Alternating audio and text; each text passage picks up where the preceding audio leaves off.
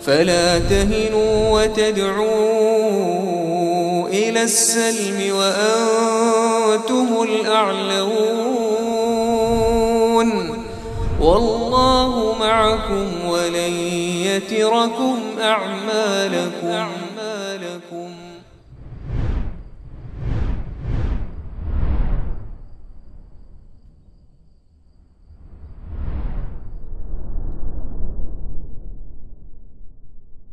Pelajaran kita kali ini bahasan kembali ke ayat Al-Baqarah 216. Kata Rabb kita Azza wa Jalla,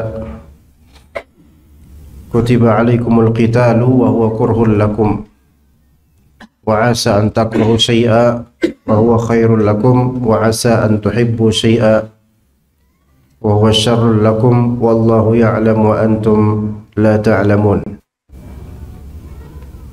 Diwajibkan atas kalian al-qital, berperang, dan itu adalah hal yang tidak kalian sukai. Wa asa an takrahu syai'a wa huwa khairul lakum, boleh jadi itu baik buat kalian. Wa asa an tuhibbu syai'a wa huwa syarrul lakum, boleh jadi kalian menyukai sesuatu padahal itu buruk buat kalian. Wallahu ya'lamu wa antum la ta'lamun, Allah Ta'ala mengetahui sedangkan kalian tidak mengetahui. Dan itu berkaitan jihad dan juga menjadi kaidah syar'iyyah untuk banyak hal dalam kehidupan. Kemudian di surat An-Nisa berkaitan dengan rumah tangga. Kata Rabb kita Azza wa Jalla, wa in karihtumuhunna fa asa an takrahu syai'a wa yaj'al Allahu khairan katsira. Jika kalian membenci mereka, membenci istri-istri kalian, maka boleh jadi kalian membenci sesuatu yang rupanya Allah Subhanahu wa Ta'ala akan jadikan pada hal yang kalian benci itu kebaikan yang banyak. Maka kenyataannya berarti persepsi hamba itu bukan tolak ukur atau bukan tolak ukur kebenaran. Karena boleh jadi itu hanya persepsi berdasarkan pengalaman pribadi atau sangkaan semata, husnudzon atau terlalu husnudzon, atau bisikan dari orang-orang tertentu yang sifatnya nisbi dan belum tentu mutlak benar. Kadang mengandung kebenaran, kadang mengandung kebatilan. Maka ketika terjadi kemungkinan benar, kemungkinan batil, maka dia tidak bisa menjadi tolak ukur secara mutlak, melainkan pada asalnya dalil dari nas Al-Quran dan As-Sunnah itulah yang menjadi standar kebenaran, karena pasti benar meskipun kita belum memahaminya. Dan ketika kita memahaminya, maka kita yakini bahwasanya ini benar-benar benar. Dan ayat pertama tadi, kutiba alaikumul qital, berkaitan dengan jihad. Sedangkan ayat kedua berkaitan dengan pernikahan. Dan dua ayat di atas ada sisi masalah al-karahah atau kurh, ketidaksukaan, kebencian, yang kadang kebencian itu meningkatkan kekuatan atau menghadirkan kekuatan. Di ayat pertama kata Ibnu Qayyim, fal ayatul ula fil jihadil ladzi huwa kamalul quwwati al-ghadabiyah. Ayat pertama itu yaitu kutiba alaikumul qital, itu tentang jihad yang mana itu adalah sempurnanya kekuatan kemarahan. Ya, maka ketika terjadi jihad, wajar seorang mujahid itu watak kerasnya itu keluar. kemarahannya keluar kepada lawannya. Ya mesti begitu. Kalau nggak begitu gimana dia bisa berperang? Kemudian yang kedua, ayat kedua, wa in karihtumuhunna fa asa an takrahu syai'a wa yaj'alallahu fihi khairan katsira di surah An-Nisa ayat 19. Itu adalah tentang an-nikah. Alladzi huwa kamalul quwwati syahwaniyah. Tentang nikah yang mana itu adalah sempurnanya kekuatan syahwat. Ya.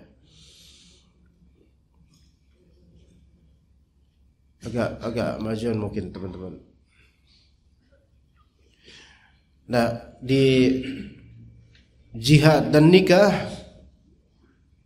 ini hal yang sulit digabungkan dalam satu konteks.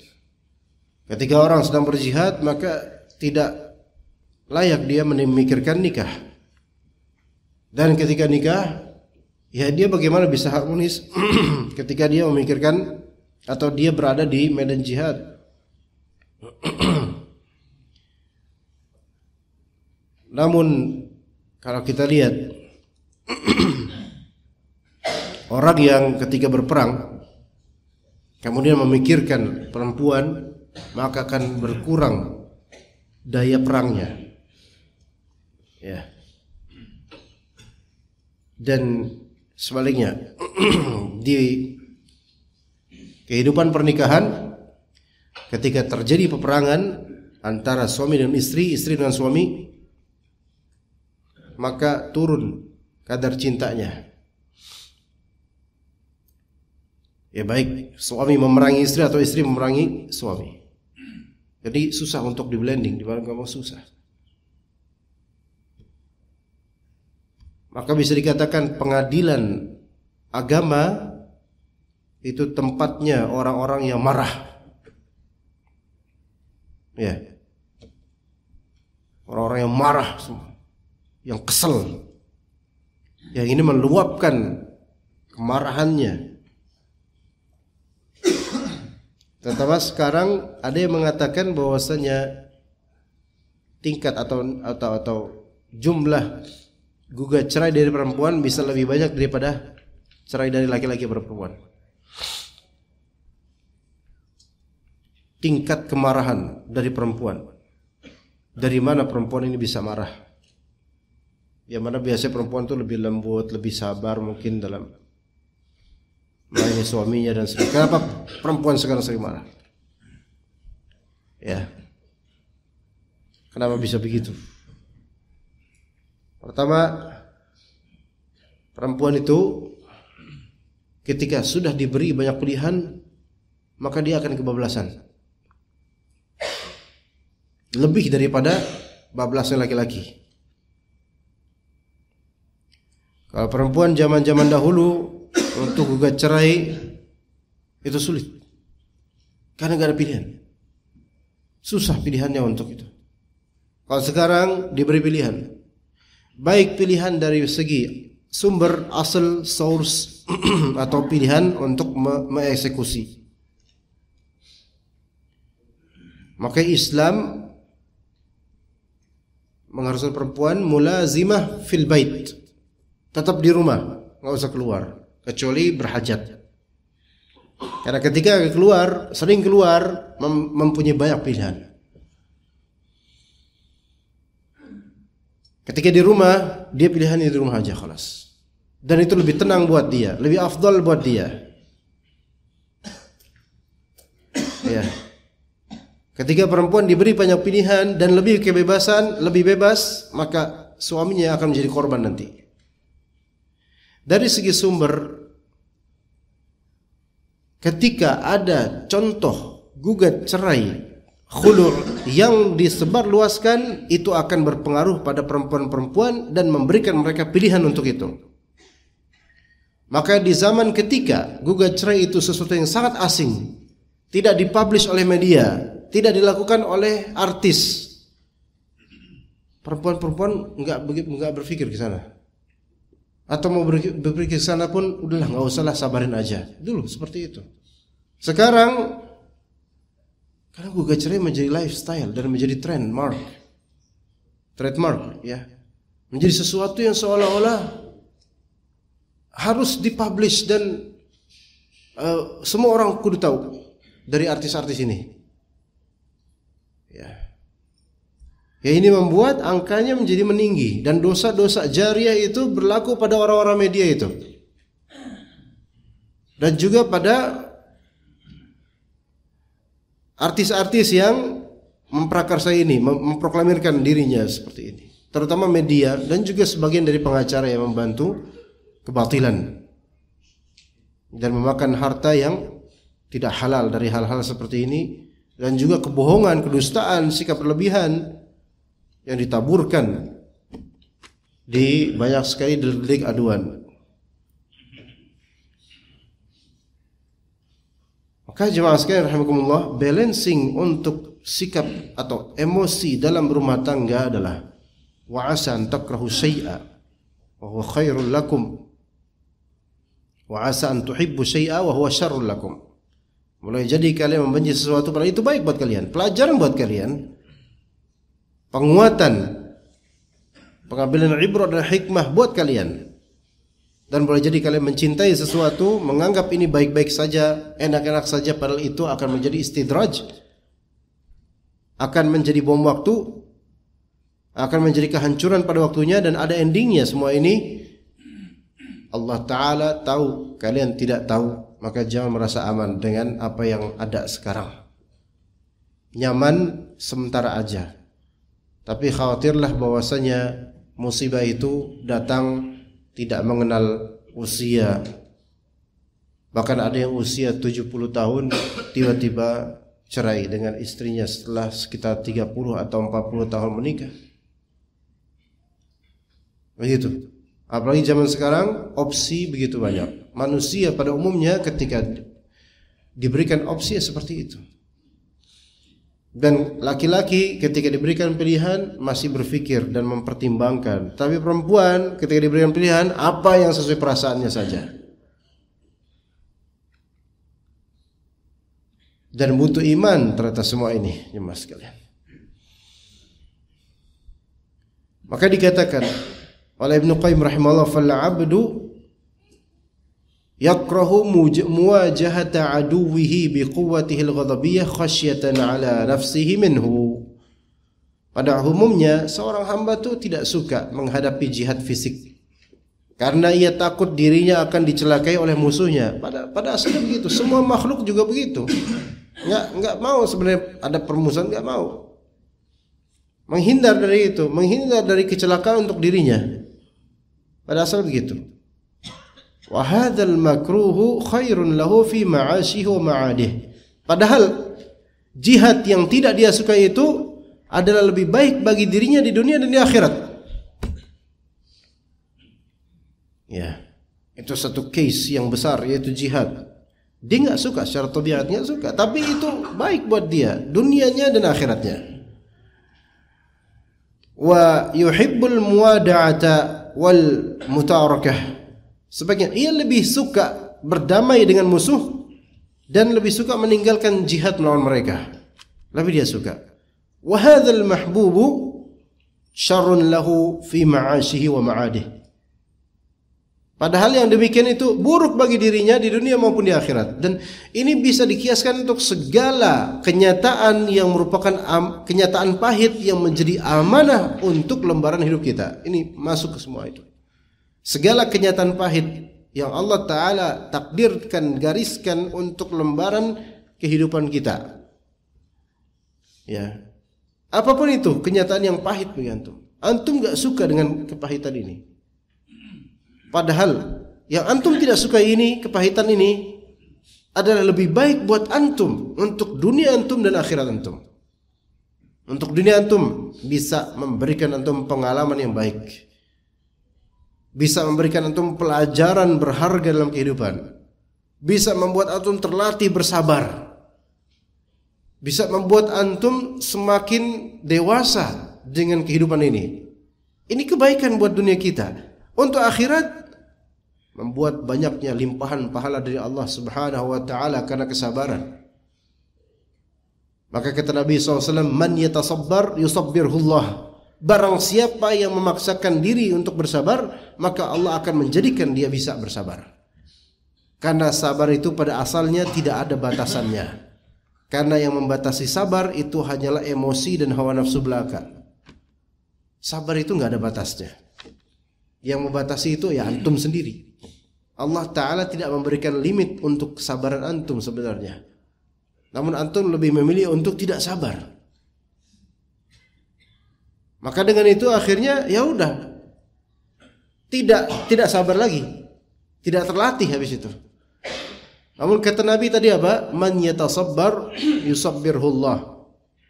Barang siapa yang yatasabbar itu tahammul as-sabr, memaksakan diri untuk memikul kesabaran terus menerus, maka Allah mampukan dia untuk sabar. Tapi kalau dari awal atau di tengah perjalanan putus asa dengan kesabaran ini, maka khalas, karena antum memilih jalan itu ya khalas, Allah berikan jalan ketidaksabaran. Ya. Dan kemudian di akhirat juga akan mendapatkan efek yang sangat-sangat baik. Akibah yang sangat-sangat baik. Kemudian juga dikiaskan untuk masalah kenyamanan, kenikmatan. Orang pengen semua itu. Semua orang pengen itu, hal itu. Menyukai berdamai dengan musuh. Sudah tidak usah berjihad lah. Padahal Allah Ta'ala titipkan syariat ini kepada kita. Dikiaskan dengan segala kenyamanan di kehidupan dunia ini. Lebih suka nyaman. Daripada kerja capek-capek, lebih suka idle di rumah, diam aja di rumah. Banyak orang daripada capek-capek 10 hari menuntut ilmu, kekajian, mendingan di rumah aja, atau mendingan nonton online aja, atau gimana lah, udah. Gak usah lah. Padahal sikap idle, malas, kaslan, berpangku tangan, mager, rebahan, tidak mau ngapa-ngapain, itu buruk buat dirinya di dunia bahkan di akhirat. Ya, di dunia bahkan di akhirat. Baik, kemudian dikatakan oleh Ibnu Qayyim rahimahullah, wa kadzalika yakrahul mar'ata li wasfin min awsafiha. Demikian pula kadang seorang suami tidak suka kepada istrinya karena salah satu sifatnya. Walahu fi imsakiha khairun katsirun la ya'rifuh. Karena dia enggak suka dengan salah satu sifat istrinya ini, sehingga ia pun memutuskan untuk menceraikan istrinya ini karena satu sifat ini. Padahal al-imsak, yaitu mempertahankan rumah tangga bersama istrinya itu, khairun katsirun la ya'rifu, ada kebaikan yang sangat banyak, namun dia tidak tahu. Dia tidak tahu kebaikan itu. Padahal dengan mempertahankannya dan mengenyampingkan kesalnya dia dengan sifat satu itu, mempertahankannya itu bisa jadi lebih baik, jauh lebih baik. Allah tahu, dianya nggak tahu dan nggak mau tahu. Jadi asal tebang aja udah, ya nggak mau tahu. Hanya berkiblat pada satu atau dua karakter yang dia nggak suka, padahal karakter itu masih bisa ditolerir loh. Ditolerir dengan apa? Dengan kebaikan istri ini yang lebih banyak daripada 2 atau 3 atau sekian karakter yang buruk itu. Ya begitu. Ya, ini bukan berarti nggak boleh cerai. Ya, cerai itu ada pembolehan dalam syariat Islam, cuman dilihat sebabnya. Ya. Namun nanti sebaliknya nih, ada juga wa yuhibbul mar'ata li wasfin min awsafiha, walahu fi imsakiha syarrun katsirun la ya'rifuh. Ada juga seorang suami, seorang laki-laki suka kepada istrinya atau kepada perempuan karena salah satu sifatnya saja, atau satu atau dua sifat, sehingga ia pun memutuskan untuk tetap berumah tangga dengannya, mempertahankannya hanya karena sifat-sifat ini. Padahal Jika ia tetap bertahan dengan istrinya itu, maka keburukan yang menyertainya justru jauh lebih banyak. Hanya saja ia tidak mengetahui hakikat tersebut. Ada yang kayak gini, ngelihat istrinya ini dia baik, dia lembut, ya, memang punya keburukan, tapi enggak, saya suka sifat ininya gitu, lembutnya doang misalnya, atau saya suka kecantikannya, atau saya suka warna kulitnya misalnya. Ya, bukan karena keagamaannya, bukan. Namun ternyata si istri ini ada sisi yang sangat bahaya buat suaminya. Ya. Dia tetap mempertahankannya. Dia nggak tahu bahwasanya keburukan di masa depan itu akan menyertainya justru jauh lebih banyak nanti. Dia nggak tahu itu dengan mempertahankan perempuan seperti ini. Lah kalau kayak gini nggak ada yang benar dong, ya gak? Yang menceraikan salah, yang mempertahankan salah juga. Terus apa dong? Nah, disinilah parameternya apa? Bukan persepsi manusia belaka, tapi lihat, tinjau di syariat Allah Subhanahu wa taala. Makanya cerai atau gugat cerai alasannya itu mesti apa? Alasan yang syar'i, diizinkan oleh syariat, dan itu pun enggak langsung gitu aja, kecuali kesyirikan besar atau kekufuran murtad. Nah, itu baru beda. Namun harus ada sebelumnya pemakluman, pemaafan atau mediasi. Enggak langsung salah dikit, kamu kok kayak gini lagi saya ceraikan loh nanti. Wah, langsung diancam kayak gitu. Ya, atau malah kan istri yang berani kayak gitu. Kalau Mas masih kayak gini juga, nanti saya akan gugat nanti. Subhanallah, perempuan kalau misalnya udah sampai berani seperti itu menunjukkan kalbu yang keras dan juga kena bisikan-bisikan. Ya.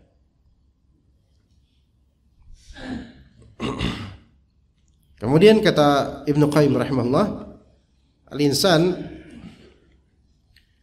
kama wasafahu bihi khaliquh zalumun jahul. Manusia sebagaimana manusia itu disifati oleh penciptanya sendiri. Manusia adalah makhluk yang zalum dan jahul. Dua karakter manusia. Allah penciptanya, pencipta manusia, Allah sendiri yang mensifati manusia itu kayak gimana?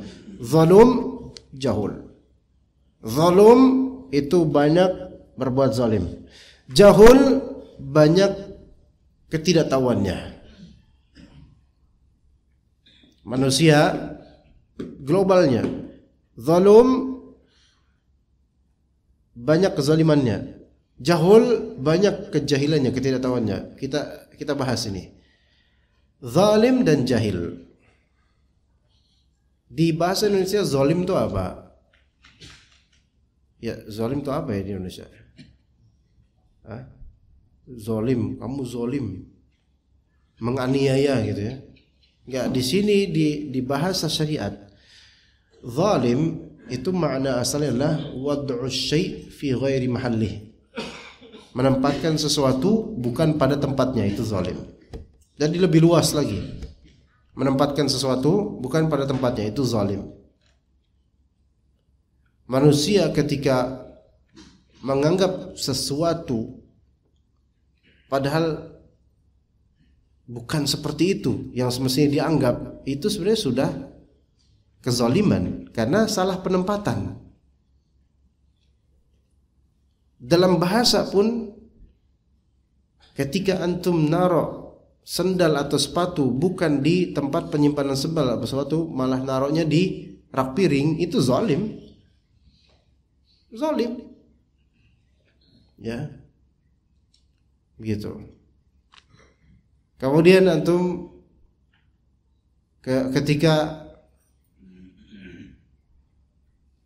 menaruh anak kamarnya di kamar mandi, ya itu zalim, enggak pas, ini enggak cocok.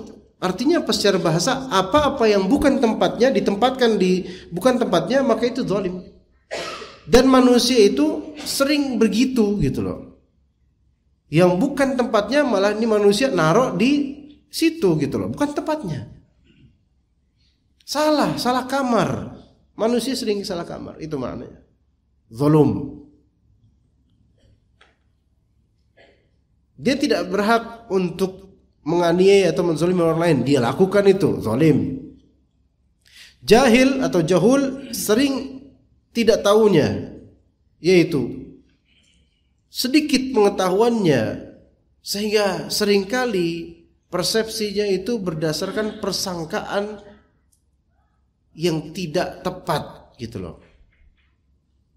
Itu manusia. Maka dari itu tidak sepantasnya manusia menjadikan like atau dislike, love atau hate sebagai standar dalam menetapkan ini bermanfaat atau berbahaya. Nggak bisa.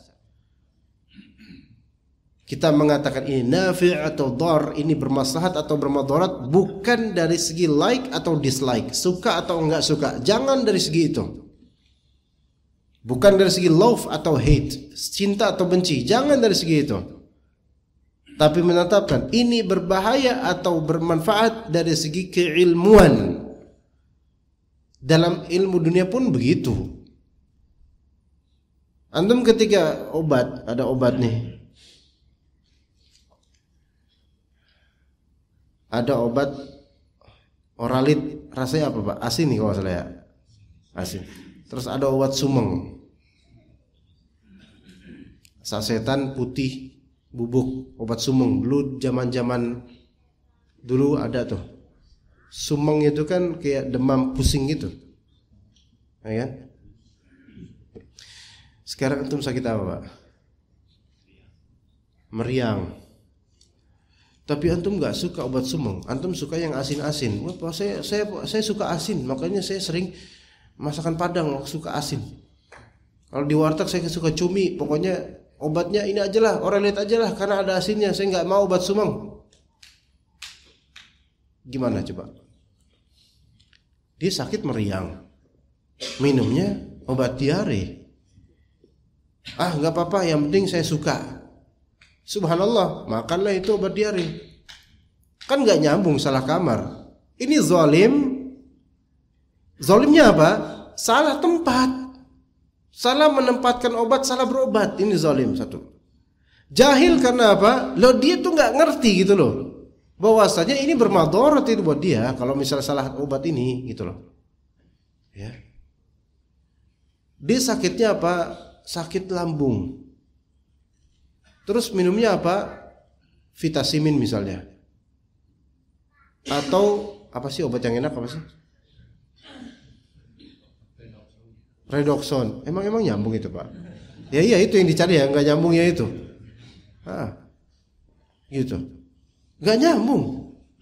Oh nggak apa-apa, yang penting kalau kita tuh seneng, insya Allah penyakit hilang. Ya ini kebahlulan berikutnya ini. Iya. Sakit apa? Mules, apa mencret misalnya, ya. Kemudian obatnya adalah Tustel, bukan Tustel foto itu, bukan Tustel ini korek kuping. Kenapa kok kalau kasih itu? Karena geli enak. Kalau geli kan saya seneng. Kalau saya seneng, insya Allah penyakit hilang. Ini contoh orang dibilang bahlul. Kalau ada yang lebih bahlul lagi, ini dia nih, gitu loh. Asyaddu bahlulan, ya. Bahlul murakkab, bahlul kuadrat, ya. Jadi pengobatan itu bukan dari segi suka tidak suka.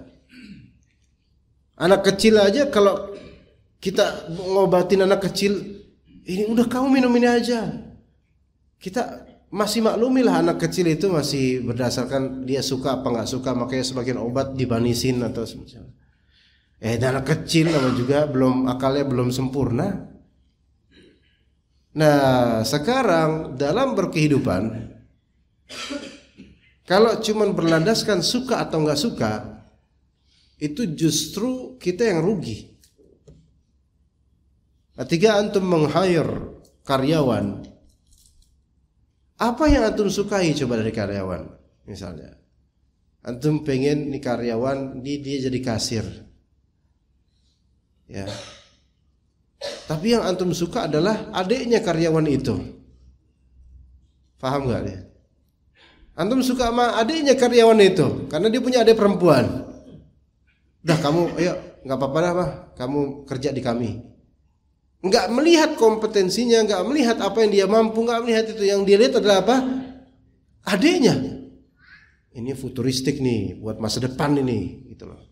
Nggak apa-apa mas, kamu, yuk kita kerja sama jadi kasir. Ternyata pas jadi kasir, subhanallah ngitung nggak bisa, ngomong gagap. Nggak apa-apa, yang penting adiknya nanti insya Allah saya dapatkan. Ini kan nggak nyambung.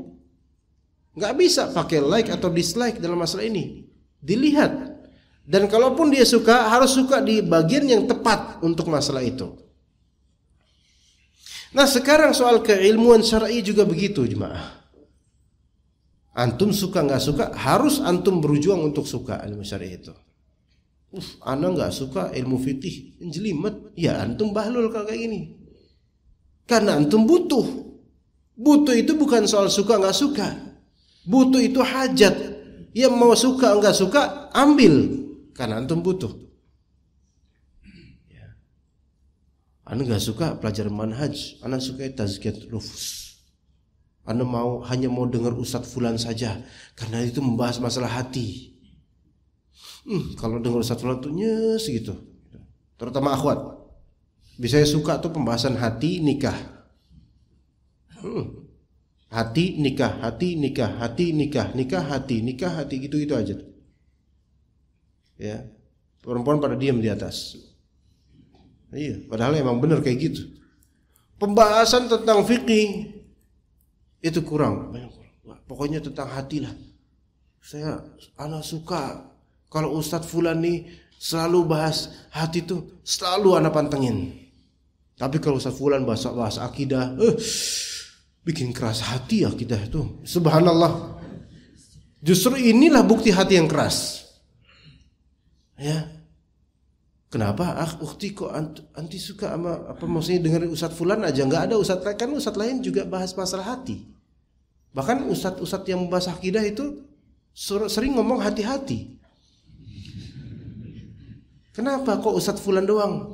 Ya soalnya Ustadz Fulan ya emang sih ini bahasa hati, ini bahasa hati juga, ini bahasa hati juga, tapi ini yang paling enak dilihat. Nah, berarti bukan hatinya, hati anti sekarang yang perlu diperbaiki. Gitu kan? Gitu. Atau kalau Ustadz ini yang ngomong tuh nyentuh hati karena ngomongnya kadang sampai bisik, kayak lagi dibisikin. Jadi saudariku. Gitu, jadi kayak ngerasa deket gitu. Iya subhanallah. Bentar. Ini apa maksudnya nih? Ya. So, lihat hal-hal kayak gini tuh. Ilmu nggak bisa cuman masalah like dislike. Ustadz ini I like it. Ustadz ini enggak. Ya akhti, ya akhi, semuanya. Antum nggak bisa seperti itu. Memang iya secara naluri manusia dia condong ke sesuatu yang dia suka, betul. Tapi ilmu nggak bisa antum treatmentkan seperti itu, nggak bisa diperlakukan seperti itu. Cintailah ilmu karena antum butuh. Meskipun mungkin ustadz gurunya mungkin kaku atau keras, di balik itu ada kebaikan. Coba sekarang siapa guru atau ustadz yang antum cintai, yang betul-betul antum akhirnya tahu bahwa dia lebih cinta sama antum dibandingkan ustadz lainnya atau guru lainnya. Kita dulu punya, semua dari kita punya guru lovers yang betul-betul pencinta. Rahim, penyayang, murah dalam memberikan nilai, lulus semua. Ya. Ada guru yang killer, matanya itu kayak menelan antum, lidahnya pahit, gak ada bagus-bagusnya. Salah dikit disalahin, benar dikit belum tentu dibenerin. Kayaknya ini guru kayak dengki banget sama antum. Tapi guru ini ternyata yang paling jujur. Memang kaku, tapi ternyata setelah antum lulus, antum baru tahu dia yang paling sayang sama antum. Ana masih ingat guru ana SD namanya Pak Tono. Ya, sudah wafat rahimahullah. Itu dulu kelas 6 SD. di Mampang sana. Itu keras. Selalu kita dinasehatin, dimarahin ini, tapi ketika kita udah berumah tangga, kita malah sadar ini dari semua guru yang pernah ada di sana, ini Pak Tono ini yang ternyata paling membekas. Dulu kita diomelin, dulu kita kesel, sekarang kita kangen. Rahimahullah. Ada bapak lainnya, pak guru lainnya yang kalau ngajar itu enak. Enak dalam artian kita punya waktu luang untuk ngobrol dan bermain karena pak guru ini tidur di depan kita, tidur. Dia punya sesi buat tidur. Udah selesai ngajar, masih di sesinya, akhirnya dia tidur. Matanya tuh sampai kelihatan, kita kadang liatin matanya tuh. Tuh matanya tuh kelihatan tuh, hitamnya hilang tuh gitu. Iya. Dan pada waktunya jadi mudir, jadi kepala sekolah, sampai kita bertanya-tanya, saya pribadi sih, kalau teman-teman nggak tahu deh. Ustadz ini jadi, bapak ini jadi kepala sekolah, jangan-jangan pas lagi meeting dia tidur juga tuh gitu. Tapi nggak berbekas. Juga ada di pesantren, waktu pesantren begitu. Ada beberapa ustadz yang sangat rahim. Pokoknya antum tenang aja, antum bakal lulus semua. Enak. Tapi ada juga ustadz yang, masya Allah, bawa rotan. Yang nggak sholat di masjid dikejar ustadz itu. Yang kemudian terlambat atau apa pelanggaran dipukul. Kaki ini telapak kaki. Kalau sekarang udah dilaporin polisi, dipukul telapak kaki.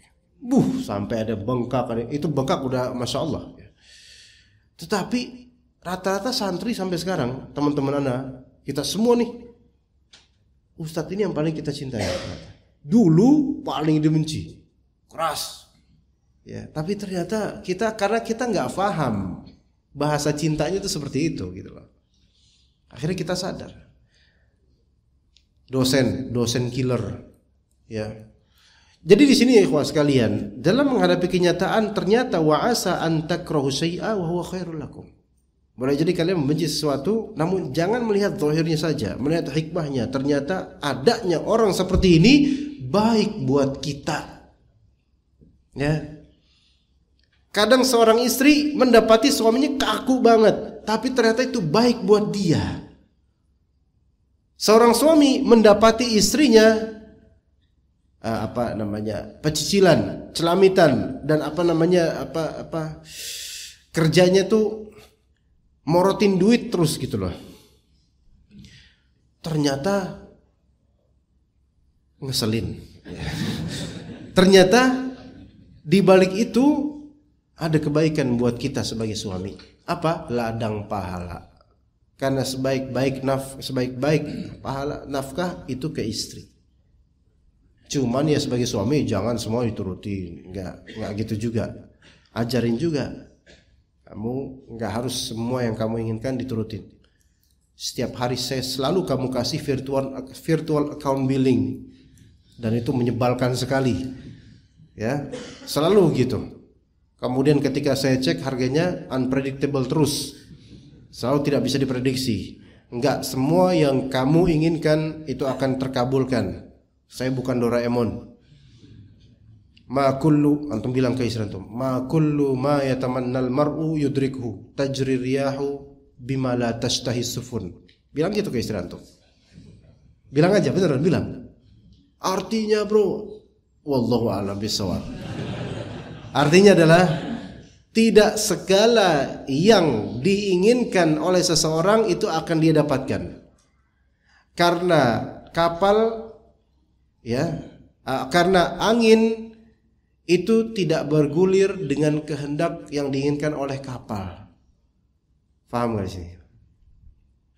Ketika kapal berlayar gitu, perahu atau kapal, angin itu kan bergulir, beredar enggak semaunya kapal. Malah justru seringkali berlawanan. Tapi kapal harus sampai tujuan. Maka enggak boleh manusia itu menginginkan semua yang dia inginkan harus tercapai. Jangan.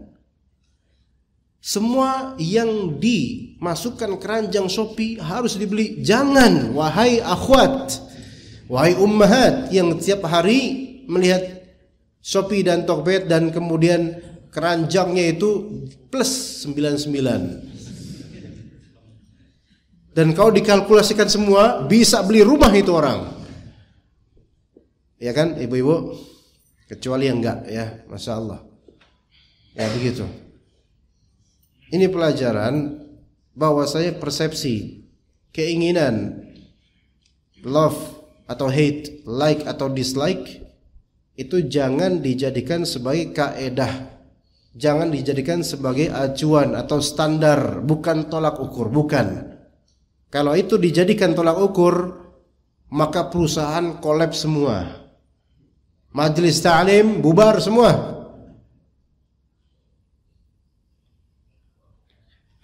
Ustadz yang misalnya ngisi kajian, panitia kalau menjadikan suka atau enggaknya ke ustadz ini tolak ukur, hancur itu majelis.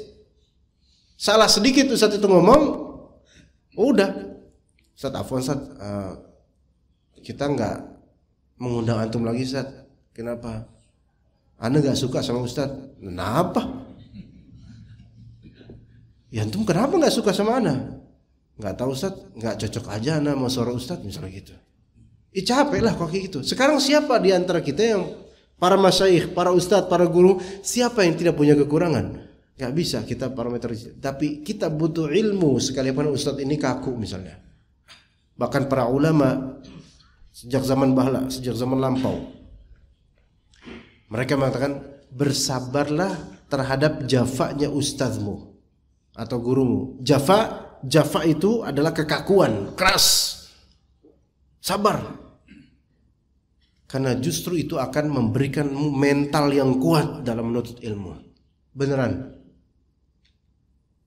Lihat para asatidzah kita yang mana mereka bisa memberikan ilmu yang bermanfaat, itu pasti sudah pontang-panting dan jatuh bangun dalam menuntut ilmu. Beneran. Sehingga punya mental kuat. Dan jemaah sekalian yang bekerja ya sampai sudah seusia sekarang punya mental kuat, pasti pernah mengalami kolaps, pernah mengalami jatuh, terus bangun, jatuh, bangun, ada kegagalan. Semua mengalami kegagalan. Bukan aib suatu ketidakberhasilan sementara, tapi yang aib adalah dia bertahan dengan ketidakberhasilan. Ayo lanjut. Nah, kemudian dikatakan Ibnu Qayyim rahimahullah. Nanti kalau ada pertanyaan dipersilakan segera ya. Udah jam 6 lebih. Dengan demikian sesuatu yang paling bermanfaat bagi dirinya secara mutlak adalah mentaati Rabbnya baik secara lahir maupun batin. Dan sesuatu yang paling berbahaya bagi dirinya adalah berbuat maksiat kepada Rabbnya baik lahir maupun batin. Apabila seorang hamba mentaati dan mengabdi kepadanya dengan ikhlas, maka segala hal yang dibencinya akan berbuah kebaikan. Ini kaidah banget ini. Apabila seorang hamba mentaati dan mengabdi kepada Allah Ta'ala dengan ikhlas, maka segala hal yang dibencinya itu akan berbuah kebaikan. Kalau misalnya antum tetap taat, tetap mengabdi pada Allah dengan ikhlas, yang tadinya antum benci akan antum lihat kebaikannya, hikmahnya. Ini pegang baik-baik jemaah. Pegang baik-baik, karena banyak orang nggak sabar dengan kenyataan dan lari dari ujian. Gini, segala ujian apapun itu, ujian itu banyak, apalagi ujian rumah tangga itu besar dan banyak macamnya, dan semua dari kita mungkin merasakannya. Kalau dijalanin, jangan lari, jalanin, tetap taat pada Allah, tetap menuntut ilmu, tetap beramal. Maka kenyataan ini justru antum lihat hikmahnya pada waktunya, dan justru antum akan bersyukur, berterima kasih kepada Allah. Ya Allah, bersyukur saya telah diberikan ujian itu.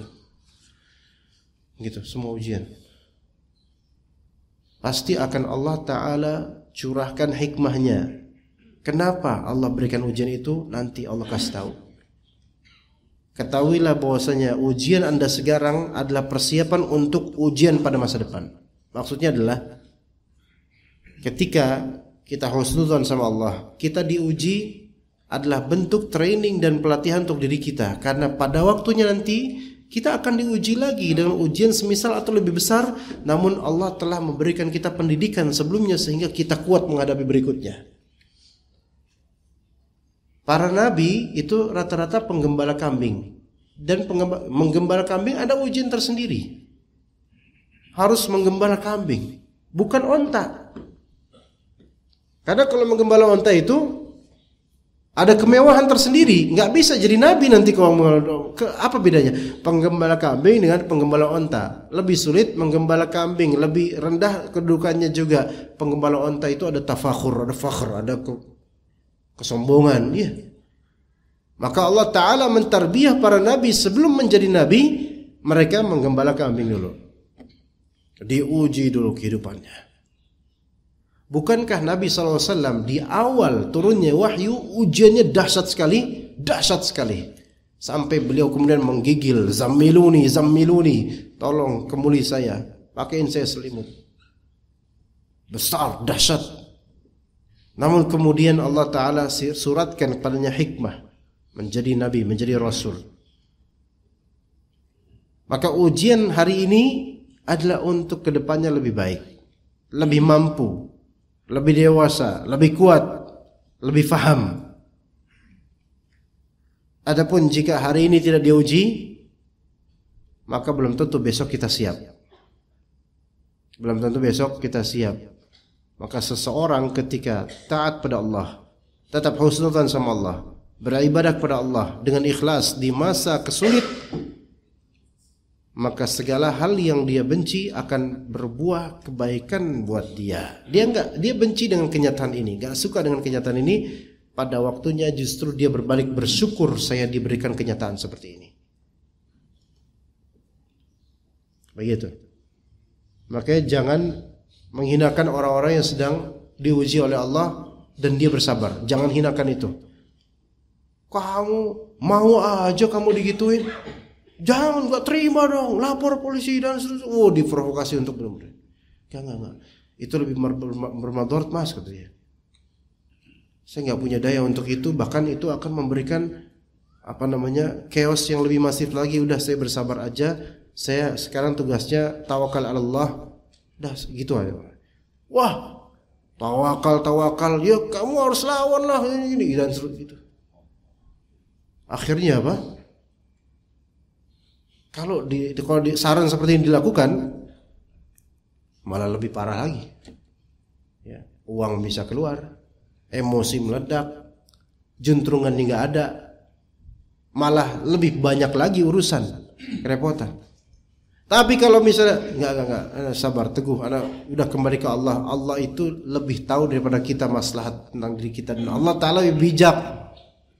Maka saya mintanya ke Allah aja deh. Kalau minta ke manusia itu saya udah nggak percaya banyak sama manusia dah sekarang. Disabarin walaupun dicaci maki tuh. Gara-gara sabar dicaci terus. Pada waktunya orang yang bersabar ini akan menang. Pada waktunya orang yang bersabar ini akan melihat betapa kuasa Allah Ta'ala menghamparkan nikmat dan hikmah di balik ujian dan musibah sebelumnya. Kalau kita percaya sama Allah, kita akan selalu yakin bahwa di balik musibah ada nikmah. Di balik ujian ada kenikmatan. Itu kalau kita percaya sama Allah. Bahkan bersanding dengan ujian ada kenikmatan. Bersanding dengan kesulitan ada kemudahan. Bersanding, bukan setelah bahkan. Karena lafalnya adalah fa inna ma'al usri yusra, inna ma'al usri yusra. Ma'a di sini ma'iyah, kebersamaan, berarti kebersandingan. Yang artinya adalah kalau kita sedang di masa sulit, itu berarti ada sandingannya, yaitu kemudahan dari Allah. Yang kemudahan itu kadang-kadang tidak diwartakan secara zahir, tapi bisa dirasakan secara batin. Kadang-kadang gitu. Seperti apa?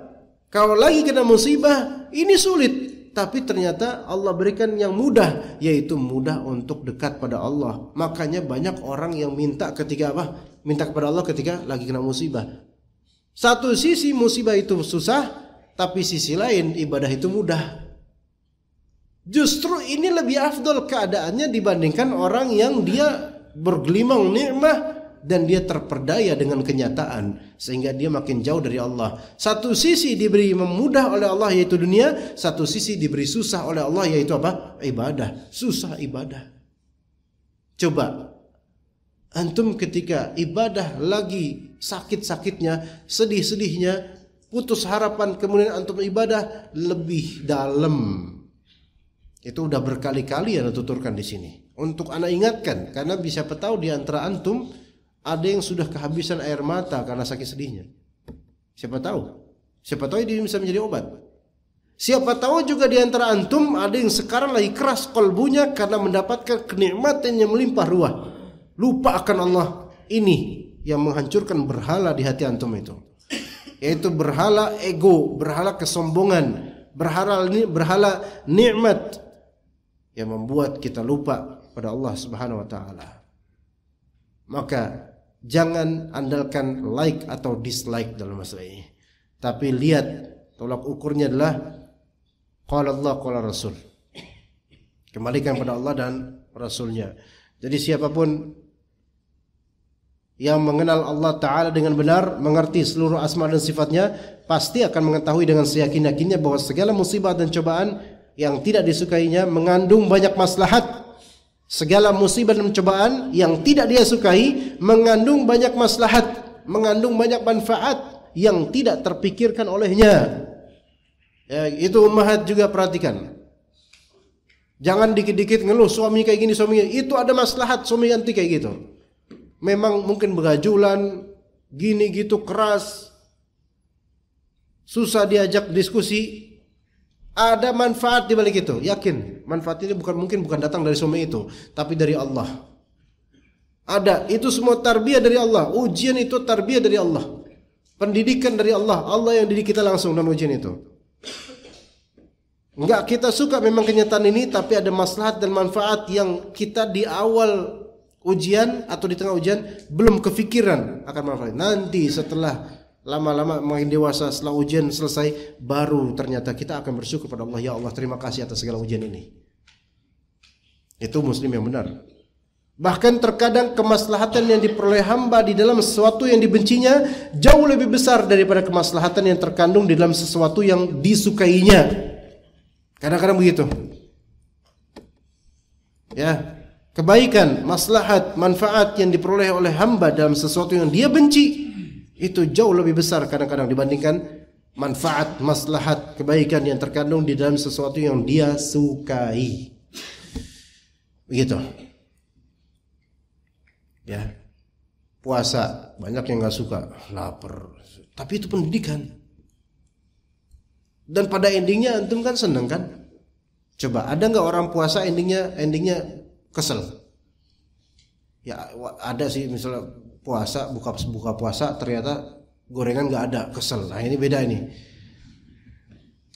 Oh saya nggak bisa bro pakai ini, ya apa korma, air, roti Arab, selai Arab, nggak bisa. Dia iftarnya di mana? Masjid Nabawi.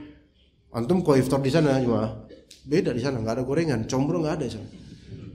Combro mana nih? Misra apa? Ada orang-orang Arab lagi bagiin makanan buat takjil itu. Ya Syekh, ya akhi.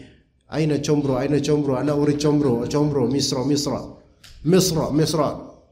Mereka kalau dibilang Misra, ingatnya negara Mesir. Kalau kita Misra apa? Misra panjangnya apa?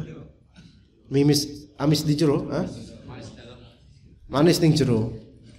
Gitu, manis di dalam gitu. Kalau combro kan oncom ning jero gitu. Ya. Itu enggak ada. Tapi kan kata Nabi SAW, lis-shaimi farhatan. Untuk orang yang puasa itu ada 2 kegembiraan. Ya. Kegembiraan dunia dan akhirat. Kegembiraan dunia adalah ketika dia buka puasa gembira enggak? Wah, bahagia. Apalagi lengkap itu. Rukun-rukun buka puasanya lengkap. Tempe ada, mendoan ada.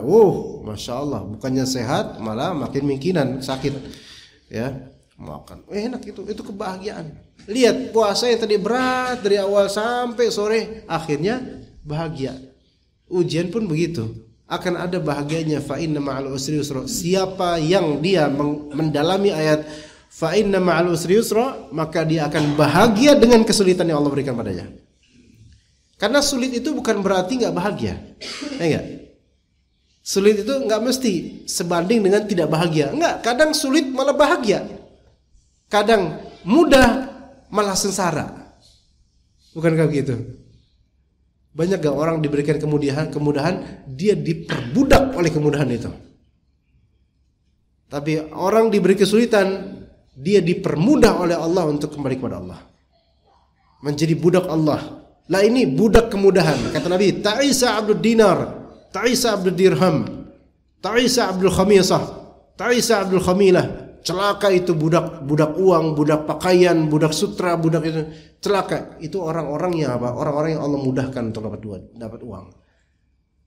Iya, diperbudak oleh kemudahan. Sekarang coba kita mulai nggak diperbudak oleh kemudahan, sedikit-sedikit ya. AC, dingin. Coba sekarang misalnya Masjid Al-Ikhlas supaya lebih ikhlas nggak pakai AC. Al-Ikhlas supaya lebih ikhlas nggak pakai AC.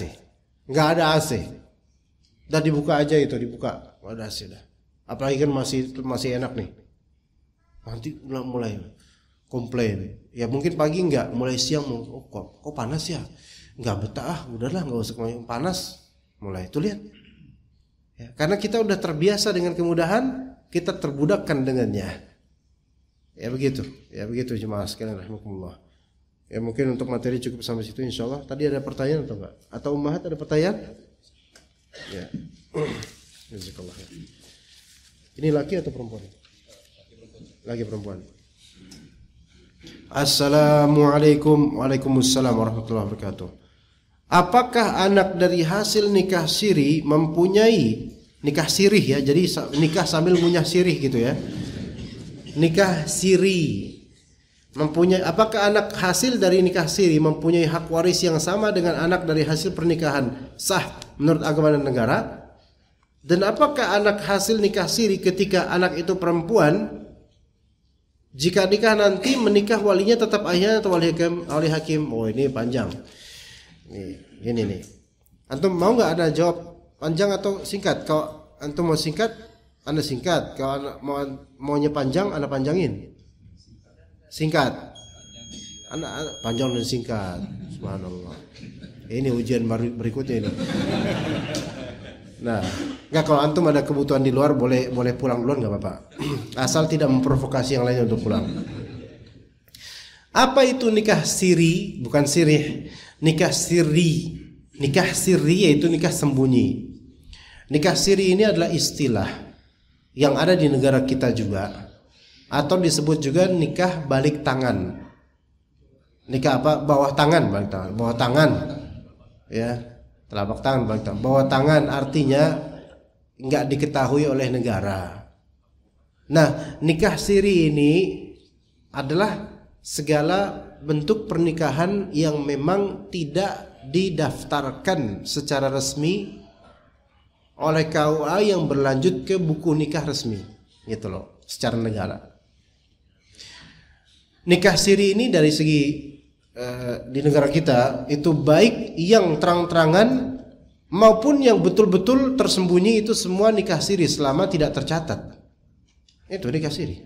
Atau disebut juga nikah syar'i karena hanya berdasarkan rukun syar'inya saja. Ada wali, ada saksi. Itu. Ya. Dan kadang-kadang pakai penghulu juga dari KUA disewa tapi tidak dicatat. Gitu.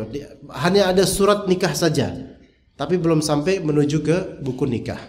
Itu semua nikah siri, baik untuk istri pertama ataupun poligami, itu semua nikah siri. Ya. Nah, dan tidak semua nikah siri itu berarti sembunyi-sembunyi. Ada yang terang-terangan. Iya. Maksudnya terang-terangan di sini yaitu dipublish. Saya nikah dengan fulan, diketahui di media sosial, diposting, tapi dia belum sampai tahap ke buku nikah. Ya, mungkin ada alasan-alasan tertentu. Nah, pertanyaannya sekarang, ada anak dari hasil nikah siri. Kalau di peraturan syariat, mau dia nikah siri selama itu sah atau nikah negara selama itu sah, maka anaknya adalah anak sah dalam Islam. Ya, dalam Islam anak sah. Ataupun dari peraturan negara, anak tidak ingat, cuman begini, masalah hak waris, ya. Ini menjadi muskilah. Dalam nikah siri di undang-undang negara kita, hak waris nggak dapat, karena tidak tercatat sebagai keluarga. Kecuali kalau ada bukti berupa kakak, kartu keluarga, ya. Yang di situ ada nama anak, ada nama suami. Kecuali begitu ya. Bahkan istri yang nikah siri atau suami yang nikah siri, ketika istri atau suaminya wafat di peraturan negara tidak mendapatkan hak waris. Tidak mendapatkan hak waris. Dari segi peraturan negara. Adapun kalau dari segi peraturan syariat, maka wajib dapat hak waris kalau ada yang meninggal. Kalau memang dia dapat hak, maka wajib mendapatkannya. Itu bedanya menurut agama dan menurut negara. Bedanya di situ. Ya, maka kalau misalnya seorang perempuan nikah siri misalnya, dia misalnya jadi istri kedua, nikah siri, maksudnya tidak tercatat resmi, namun sah secara syariat. Maka ketika suaminya mati, ya, misalnya suaminya kaya, punya perusahaan, punya aset banyak, dan itu asetnya legal semua, maka istri ini yang kedua nggak bisa dapat itu, nggak bisa dapat. Istri dapat berapa, ikhwan? Jadi suaminya punya anak, laki perempuan punya anak gitu. Kalau istri dapat warisan dan anaknya suami ada, maka kata Allah Azza wa Jalla, walahunna thumunu mimma taraktum in kana lakum walad. Untuk istri-istri mendapatkan 1/8 jika suami punya anak dan wafat suaminya. 1/8 untuk istri itu per istri atau dua-duanya? Dua-duanya. Maksudnya 1/8 bagi 2. Ya, 1/8 bagi 2. Ya lebih kecil lagi itu, jadi bagi-bagi. 1/16 per orang, berarti per istri 1/16 kalau 2 istri. Kalau istri 4 nggak usah dibohongin, nggak enak denger ya. 1/32 berarti berapa tuh? Nah, gimana dong? Ya seperti itu. Kalau tidak tercatat.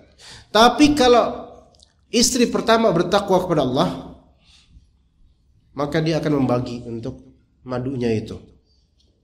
Ini punya kamu. Walaupun kamu siri, saya kasih karena saya akan ditanya oleh Allah di hari akhir. Ya. Oh, istri soleha. Kalau soleha itu siap dimadu. Iya. Gitu. Ini mumpung di hadapan saya bapak-bapak. Kalau di hadapan saya ibu-ibu, sama. Saya ngomong sama, nggak takut saya. Biarin. Wong di hadapan saya ibu-ibu orang, bukan ibu-ibu saya. Kena aja marah. Gitu.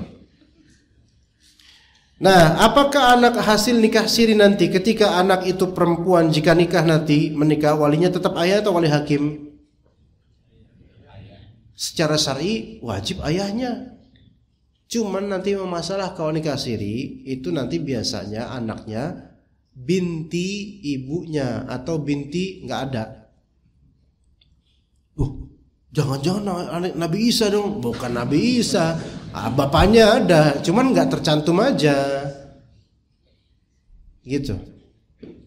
Nanti ketika nanti nikahin anak perempuan, kalau di akte kelahirannya atau surat lahirnya itu binti ibunya karena dulu nikah siri, atau nggak dibinti-bintiin, ya, maka nanti konsolidasikan ke KUA aja. Pak, maaf dulu kami nikah siri awal-awal, jadi ini nggak terdaftar binti bapaknya, tapi bapaknya ini saksinya banyak. Insya Allah ini benar. Nah nanti insya Allah KUA dan penghulu nggak bakal gugat. Oh nggak bisa, saya nggak bisa. Halnya harus saya yang jadi walinya, nggak bakal gitu juga, gitu kan? Seperti itu, ya. Gitu Allah. Nanti dikonsolidasikan ya, dirembukin aja sama penghulu atau KUA.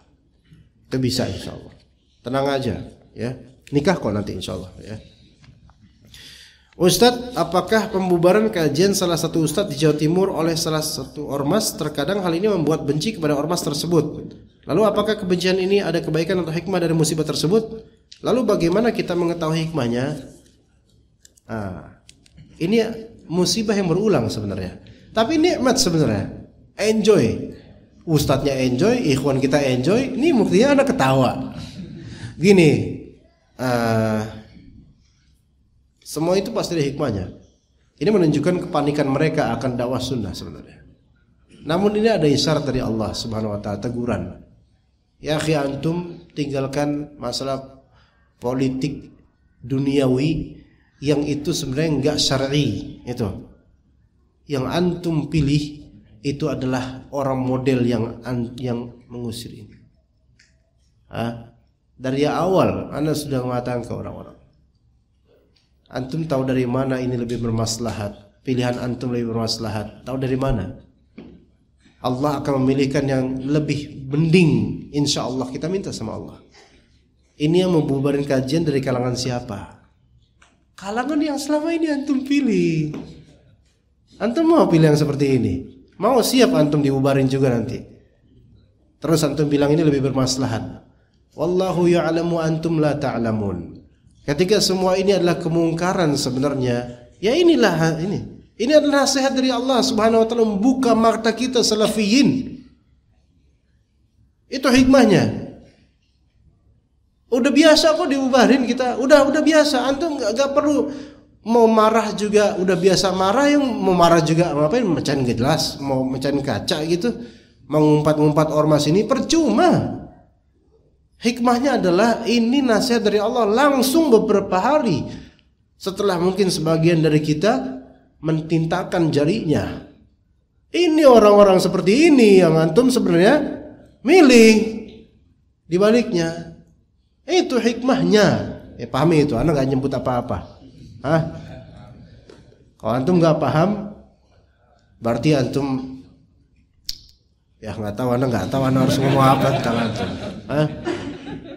Ya gitu, maksud Anda antum paham insyaallah. Allah Ta'ala akan menghindarkan madarat insyaallah. Cuman ini teguran dari Allah Azza wa Jalla. Ini yang tidak dibahasakan oleh banyak dari asatidzah sebenarnya. Karena riskan. Tapi emang seperti itu. Ya, tahu kan ormas mana yang membubarkan kajian? Antum mau berdamai dengan mereka? Memang ada dari ormas ini yang beberapa asatidzah kita yang kajiannya di-backingin oleh ormas. Ada pernah terjadi di beberapa ustadz ya. Tapi itu hanya kasus yang nadir, jarang. Sisanya lebih banyak dari mereka yang membenci kita. Kalau mereka sudah punya jabatan nanti, ya antum tahu bagaimana kesudahannya. Tapi semoga tidak. Allah akan memberikan pilihan yang terbaik. Maka husnudzon aja sama Allah. Enggak ada yang baik sebenarnya, cuman yang mendingan insya Allah Allah yang tak lebih tahu daripada kita. Mungkin kita akan bilang yang penting kita ikhtiar Ustaz. Ikhtiar antum tidak syar'i, yang lebih sahih tidak syar'i. Enggak. Tapi kemudian dia awal salat sunnah, saya berniat salat witir 1 rakaat. Kemudian ketika berdiri di rakaat kedua baru ingat. Apakah bisa mengganti niat menjadi salat witir 3 rakaat atau dibatalkan salatnya? Syukran. Satu lagi, bagaimana nasihat yang baik untuk ikhwan yang mengajinya selalu fanatik hanya pada ustaz tertentu? Oke, yang pertama, antum pengen salat witir 1 rakaat. Keceplosan, kebablasan. 2 rakaat. Maka sebagian ulama bilang, amal itu sesuai niatnya. Kalau niatan antum kuantiti rakaatnya segitu, ya udah segitu. Maka tidak ada switching niat menjadi tambahan rakaat. Yang lebih afdol adalah antum balik ke tasyahud 1 rakaat itu. Itu pendapat yang Anda pegang, wallahu a'lam. Karena sesuai dengan niatan. Niatan berapa? 1 rakaat, ya udah sesuai dengan. Ya itu yang lebih tepat insyaallah. Oh iya, tadi bagaimana nasihat yang baik untuk ikhwan yang mengaji selalu fanatik hanya pada ustaz tertentu? Gini. Yang mengatakan dia fanatik kan antum. Anda nggak tahu bentuk fanatik kayak gimana. Kalau dibilang hanya pada ustaz tertentu, itu belum tentu disebut fanatik. Paham nggak? Kita nggak bisa. Anda nggak tahu nih maksudnya dia siapa, bagaimana ustadznya siapa aja. Penanya yang mulai beli, ikhwan mengajinya selalu fanatik hanya pada ustadz tertentu. Kalimat seperti ini kalimat penggiringan. Yang kalau Anda jawab, oh nggak boleh ini, nanti antum akan jadikan sebagai hujah. Anda pengen tanya, maksud antum fanatik itu apa? Kalau maksud antum fanatik adalah hanya pada ustadz tertentu, ngaji sama ustadz tertentu saja itu nggak melazimkan sebuah kefanatisme, belum tentu. Boleh jadi karena alasan lain. Misalnya ustadz tertentu ini lebih kompeten di bidang ini, maka wajar saya ke situ. Ya itu bukan fanatik. Itu reasonable gitu loh, beralasan gitu loh. Ya. Jadi apa parameter fanatik dengan ustadz tertentu di sini yang ingin Anda tahu dari penanya? Ya, saya pikir kalau tanya siapa yang nanya, mungkin beliau nggak mau menjelaskan, nggak enak juga. Tapi gini aja, mungkin Anda bisa, I can feel what you feel lah, gitu loh. Anda pengen merasakan apa yang antum merasakan, wahai penanya. Gini, mungkin ada beberapa ikhwan di antara kita yang memang menyebut nama-nama ustadz itu aja, gitu loh. Begini ikhwan, bahwasanya ngaji itu pilihan, gitu. Dan kadang seseorang itu akan secara natural dia akan condong kepada apa yang dia suka atau apa yang dia nyaman untuk mendengarnya atau apa yang membuatnya tergerak lebih baik, dan dia mendapatkan itu hanya pada ustaz-ustaz tertentu. Begitu loh. Mungkin itu alasannya itu bisa bisa terima. Nah, saya nggak mendapatkan apa jabaran maksud dari ini. Jadi menurut Anda, wallahu alam, jika memang menurut antum melihat orang ini fanatik, doain aja. Semoga Allah bukakan hati mereka, gitu aja. Karena antum nggak bakal bisa mengubah hati mereka. Antum mau nasihatin, mau capek-capek, antum nyindir terus, itu belum tentu merubah hati mereka. Doain aja. Kalau misal di Masjid Al-Ikhlas ini ada kajian hari apa aja? Malam Ahad atau Ahad subuh? Ahad subuh aja. Sabtu subuh, Ahad subuh misalnya. Ternyata beberapa ikhwan ada yang ngaji sama ustadz tertentu aja di sini, sama ustadz yang lain enggak. Nah, itu hak mereka. Ya, hak mereka. Selama mereka tidak menjelekkan ustadz lain yang padahal satu arah, maka jangan disebut fanatik. Karena manusia itu berdasarkan pilihannya aja gitu. Ya, kalau misalnya ini yang benar di sini di Al-Ikhlas cuma Ustadz Fulan sama Ustadz Fulan doang, sisanya itu nggak ada yang benar misalnya, nggak ada yang benar, makanya kita nggak mau dah. Bahkan kemudian black campaign, jangan mau Ustadz itu nggak benar. Iya, lihat aja dia kalau parkir di pinggir jalan, ya masa tengah jalan gitu kan. Terus kemudian pokoknya ada aja lah, nggak benar, anda nggak serak sama saya itu, nggak serak di mananya, emang sleting serak-serakan, ya alasannya apa gitu loh. Kalau alasannya ustadz ini mengajarkan hizbiyah, manhajnya nggak jelas, atau bergurunya pada orang-orang yang tidak benar atau gimana, itu mungkin dari alasan. Tapi kalau cuman hanya taste, rasa, itu nggak boleh kita ngomong kayak gitu. Anda nggak suka aja maksudnya, kalau senyum itu nggak tulus ustadznya, ya itu urusan ustadznya, nggak ustadz ngomong ngapa gitu. Itu bukan hal yang sifatnya ilmiah, maka nggak usah mempublish saya nggak suka ustadz, nggak usah, ya nggak ada kaitannya. Tapi kemudian bagaimana jika ada oknum yang menghalangi atau menghadiri kajian Islam karena dislike? Apakah oknum tersebut bisa dikatakan zalim? Kalau tidak ada alasan ilmiah, maka zalim. Yasudduna an sabilillah, mencegah orang dari jalan Allah. Tapi kalau ada alasan ilmiah, ada maslahat yang rajihah, maka enggak apa-apa menghalangi seseorang menghadiri kajian tertentu karena masalah ilmiah, yaitu misal tadi ustadz ini mengajarkan hizbiyah, ustadz ini mengajarkan kebatilan. Tetapi itu pun masih nisbi juga. Kadang ada ustadz yang salah ceplos, salah fatwa, salah kata, itu masih bisa dimaafkan. Kalau misalnya basicnya adalah sunnah, itu jangan dihalang-halangi. Tetapi kalau ustadz ini berulang-ulang mengajari sesuatu yang batil, maka khalas. Ya kita boleh mengatakan jangan beliau. Ustadz Anda bilang beliau sudah ada sedikit berubah dan berbahaya misalnya. Dalam mendidik anak laki-laki, apakah harus dengan kelembutan atau dengan ketegasan? Ya menjamak antara keduanya, lembut dan tegas. Karena kadang ketegasan dikesankan dengan kemarahan, padahal kita ingin mendidik mereka untuk kuat dan tahan mental dengan kekerasan di luar nanti. Rasulullah SAW itu dan para sahabatnya mereka tegas. Cuman gini, itu kembali ke uruf. Tegas itu artinya apa? Bukan berarti keras, bukan berarti tinggi suaranya, tetapi betul-betul sesuai dengan porsinya, tidak menjadikan kalimat itu lembek sehingga ada celah untuk melawan. Tegas itu adalah enggak seperti ini, kamu enggak boleh kayak gini. Dah, itu udah cukup sebenarnya, udah tegas itu. Jangan berikan celah untuk anak memberikan perlawanan. Dan jangan didik anak untuk melawan. Maka ketika seorang bapak pendidik, bapak ya ayah, mengatakan ke anak laki-lakinya, kamu gak boleh begini. Sang ibu jangan menasihati bapaknya ketika itu. Ini harus bareng-bareng mereka.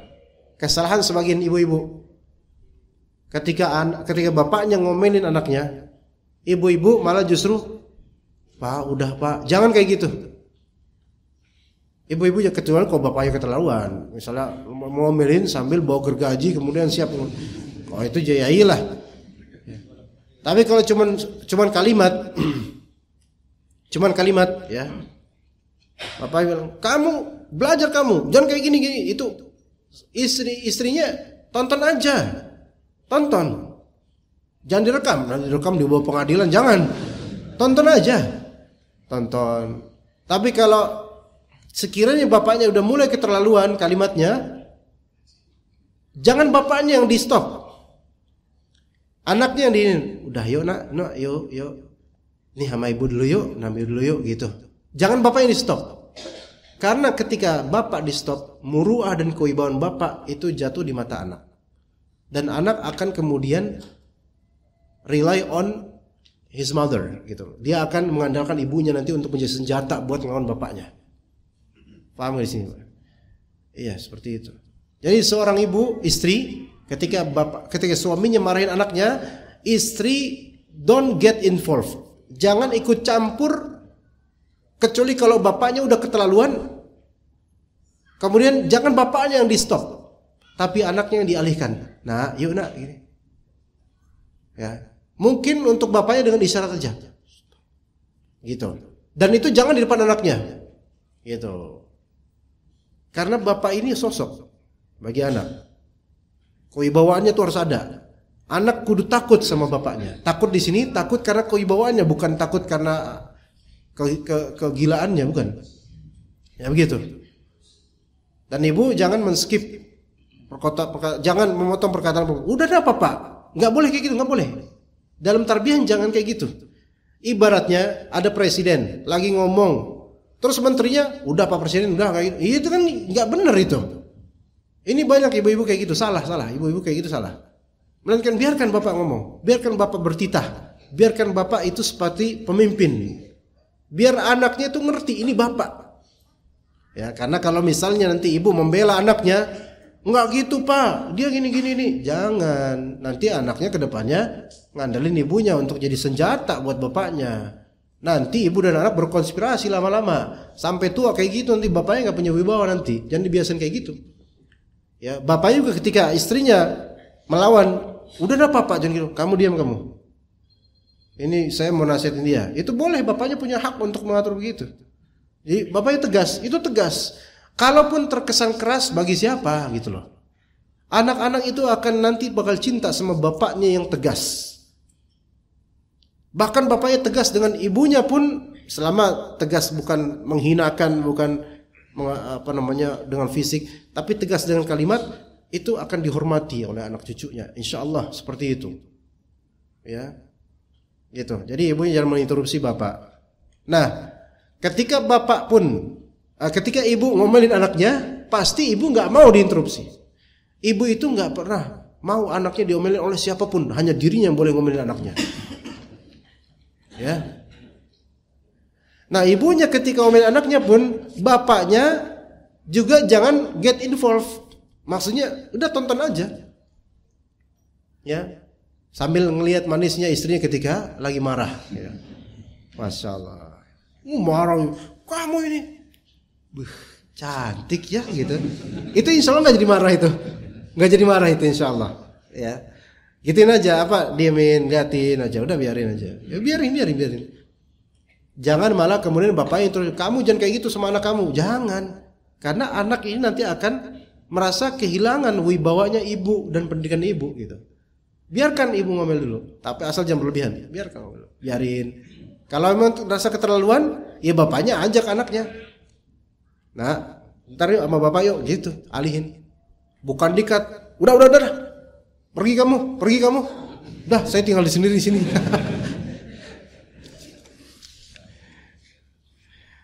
Ya begitu. Maaf di luar tema. Dari tadi loh, semua di luar tema.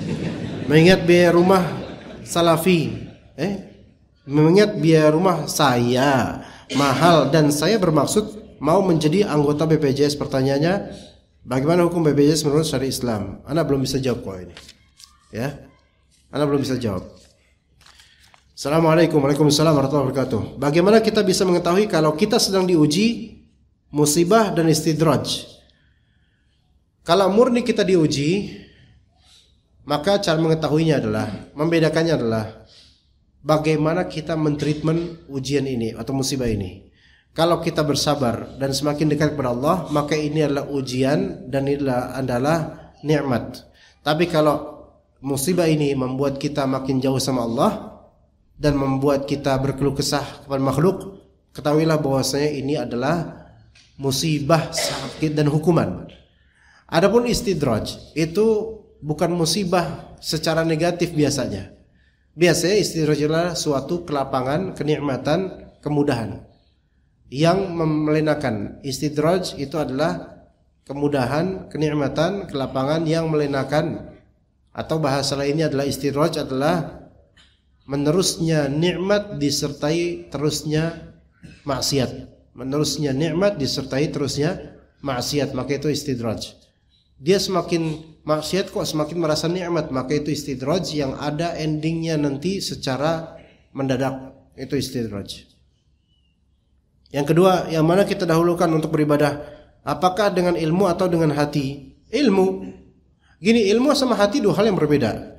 Hati itu wadah untuk ilmu. Karena di hati kita ada akal. Hati manusia ada dua macam. Yang pertama, hati secara fisik yaitu jantung yang berdetak, dan hati secara maknawi, secara gaib maknawi yang di situ ada pusat ruh dan juga ada ilmu. Jadi ilmu wadah, dan juga ada akal. Akal itu menjadi wadah ilmu. Maka manusia itu dahulukan beribadah dengan ilmu.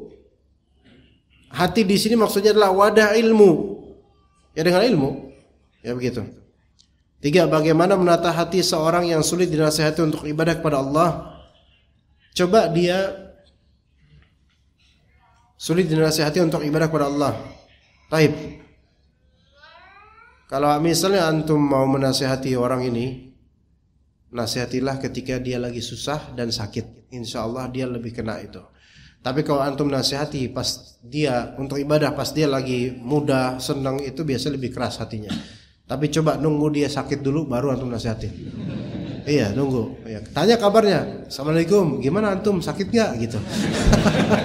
Pas dia qadarullah anda sakit nih, alhamdulillah, waktunya saya buat negur antum. Gitu.